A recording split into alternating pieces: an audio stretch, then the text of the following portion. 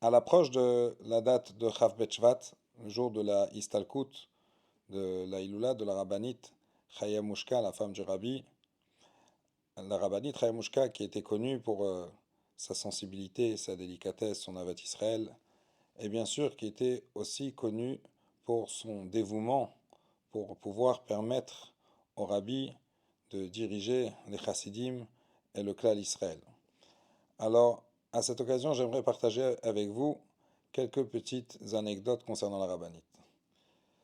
La rabbinite, ça s'est passé une fois un Motsai Shabbat.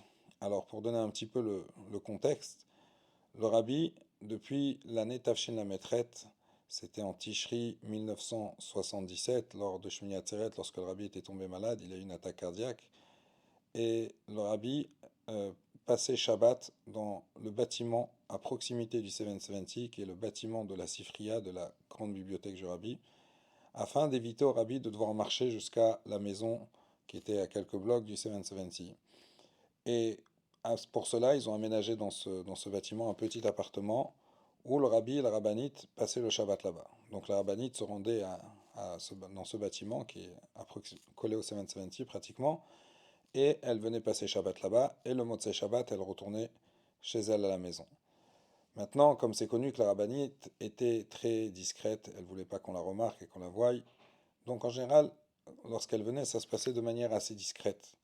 Et dans une certaine période, ça se passait qu'elle venait, elle rentrait par la cour de derrière du 770, par la cour de la Souka.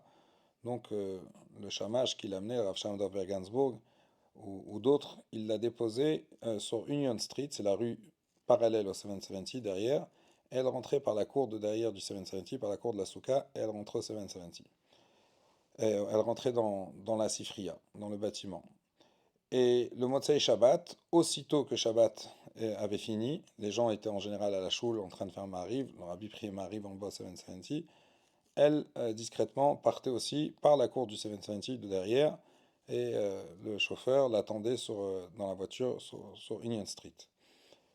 Là, c'était un Motsei Shabbat, et il y avait un jeune Bachour d'à peu près âgé de 16 ans, et il se précipitait pour attraper le minyan de Ma'ariv au 770 avec le rabbi, donc il courait. Et donc lui, dans son parcours, il a choisi de rentrer par la cour de derrière du 770 pour aller au 770. Et juste au moment où il courait et il pénétrait dans cette cour, il y a la rabbinite qui sortait pour aller rejoindre la voiture. Et lui, dans sa course, il n'a pas remarqué et il a tamponné, si on peut dire, la rabbinite, il a cogné un petit peu. Et donc, à ce moment-là, ce qui s'est passé, c'est que la rabbinite, elle a eu un réflexe, elle s'est attrapée, il y avait une barrière sur le long, elle s'est attrapée à la barrière, elle a retourné sa tête. Lui, il s'est excusé et il a continué sa petite course, il est rentré dans le minyan de Mariv, et la rabbinite est rentrée dans la voiture. Bien sûr, lui, il a compris qu'il s'agissait de la rabbinite, et après Shabbat, il était très très gêné de ce qui s'est passé. Et ce qu'il a fait, c'est que le lendemain, dimanche, il a écrit une lettre avec son nom où il a demandé Mechila à la rabbinite pour cet incident.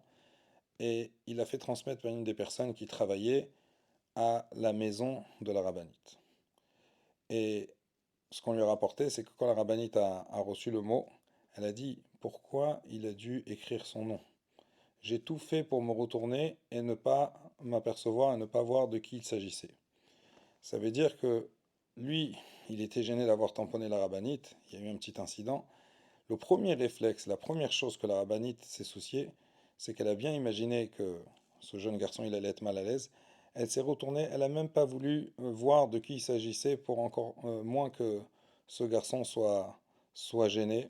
Donc voilà comment ça nous montre, petit exemple, petite anecdote de cette délicatesse d'Avat Israël, de sensibilité de la rabbinite. Une autre petite anecdote, euh, pendant cette période, lorsque le rabbi était tombé malade en Shmini Atzeret en 1977, en Tafshin Lametret, le rabbi n'a pas quitté le 770 depuis ces fêtes-là jusqu'à un mois et plus tard, jusqu'à la date de Rosh Chodesh Kislev. Pendant toute cette période de rétablissement du rabbi, les secrétaires du rabbi, dont son secrétaire principal, le Rav Yuda Leib Groner, ne rentraient pratiquement pas à la maison. Donc c'était la femme de Rav Groner qui venait régulièrement lui amener des habits pour se changer et un petit peu à manger. Et elle se rendait au 770 et dès qu'il avait une petite pause, un petit moment où il pouvait se libérer, car il était constamment occupé avec le rabbi, elle lui amenait ce qu'il avait besoin et elle repartait. Une fois, la femme de Rav Groner, Madame Groner, elle s'est rendue au 770, elle est arrivée au bureau de la Maskirout. Quand elle est rentrée là-bas pour voir son mari, on lui a dit qu'il était actuellement dans le bureau du rabbi, à l'intérieur. Donc elle a attendu à l'extérieur, dans le couloir, ce qu'on appelle chez les Chassidim le Gan Eden à Tarton. Elle attendait que son mari sorte du bureau du rabbi. Pendant qu'elle attendait, pour ceux qui sont familiarisés un petit peu, juste en face du rabbi, il y a un escalier qui mène vers l'appartement au-dessus du rabbi précédent. Et la rabbinite, pendant cette période, souvent, elle était là-haut, dans l'appartement du rabbi précédent.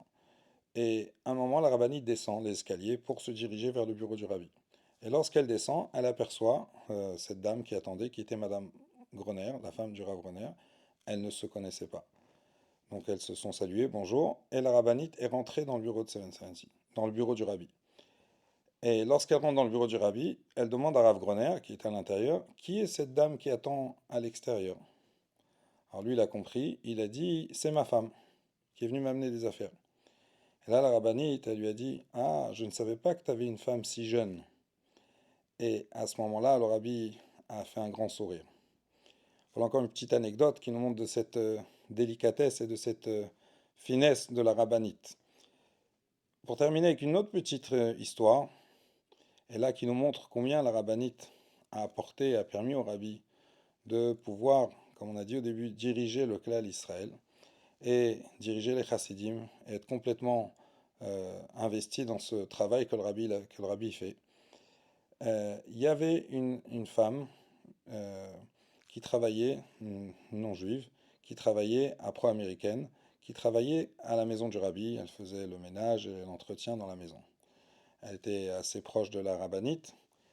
Et pendant Rav Groner, secrétaire du rabbi, raconte que pendant les shivas de la rabbinite, après le minyan, tout le monde a quitté la maison. Le rabbi prie à la maison, tout le monde a quitté la maison. Le rabbi est monté en haut dans sa chambre.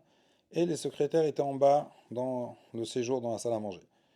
Et dans la cuisine, il y avait cette dame, elle était en train de nettoyer, de ranger. Elle pleurait, elle pleurait, elle pleurait énormément. Rav Groner, il raconte qu'elle avec un gros chagrin.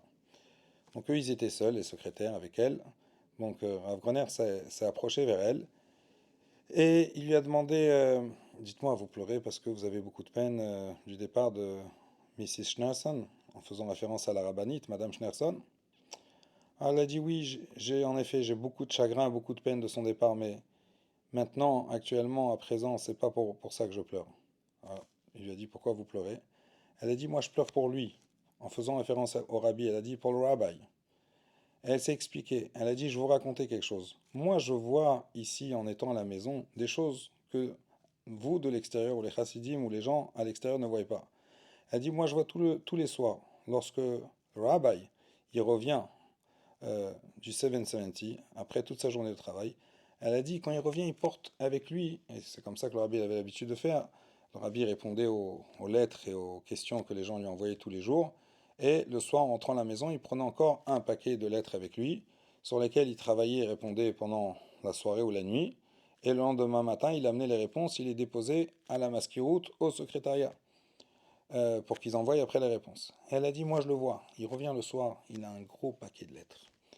Elle a dit, je vois sur lui comment il prend beaucoup sur lui, tous les problèmes de tout le monde. Le travail, on voit une fatigue, un stress, on voit beaucoup de charges sur son visage, on voit qu'il prend beaucoup, beaucoup sur lui et qu'il est fatigué. Et moi, je vois ce paquet de lettres, et après, il arrive à la maison, et le soir, pendant que personne voit, il est en train de répondre, et il écrit, il prend énormément sur lui, et ça, je peux le remarquer. Elle a dit, mais il y a une chose que je vais vous dire. Elle a dit, il y a un moment, quand il arrive à la maison, il rentre à la cuisine, elle a pointé du doigt sur l'endroit où il s'assoit à la table. Elle a dit, il y a Mrs. Schneerson, donc la rabbinite, qui s'assoit en face de lui. Elle a dit, moi je leur sers un thé. Et eux, ils parlent ensemble. En général, ça dure à peu près 20 minutes. Moi, je ne comprends pas ce qu'ils parlent. Et je les laisse, ils sont assis ensemble. Elle a dit, mais une chose je peux vous dire. Lorsqu'il est assis devant elle et qu'il parle avec la rabbinite, tout ce que je vous ai décrit, qu'on pouvait remarquer sur son visage, cette peine, cette fatigue, ce stress, cette charge, on voit plus rien sur lui. Comme si c'était une autre personne. Et ils sont assis, ils parlent ensemble. Elle a dit, voilà pourquoi je pleure. Parce que ça, c'était elle qui pouvait lui amener cet apaisement, cette tranquillité, ce soulagement. C'était elle qui pouvait lui apporter tous les soirs à ce moment où ils étaient assis ensemble. Elle a dit, maintenant je pleure parce que il n'y a plus personne pour le faire pour lui. Et comme elle ne sera pas là, elle a dit à Rav Groner, elle a dit au secrétaire, vous êtes ses secrétaires, vous lui apportez du travail, ce soulagement, il n'y a personne qui pourra lui apporter. Donc ça nous montre comment la rabbinite, un témoignage, comment la rabbinite a tellement apporté au rabbi son Messirut Nefesh, son annulation vers le rabbi, ce qui peut nous servir de leçon. Il faut savoir que le rabbi, euh, il s'est exprimé envers son docteur, son cardiologue, qui s'appelait Dr Weiss, et il lui a dit que pour lui, ce moment-là, où il s'assoit avec la rabbinite tous les jours 20 minutes, il est aussi important pour lui que de mettre les tefilines tous les jours. Donc voilà l'importance et le soutien que le rabbi apportait aussi de son côté à la rabbinite et les deux ensemble. Alors Yuhi Ratson, qu'on puisse s'inspirer de ce bitoul, de cette annulation, de ce dévouement, de cette sensibilité que le rabbi avait envers la rabbinite envers le rabbi, qu'ils avaient chacun des deux envers chaque racite, chaque juif, et qu'on puisse suivre leur chemin et mériter de tout prochainement d'avoir la Goula, Amitit Vashlema, avoir le dévoilement du rabbi Tekef Umiyad Mamash.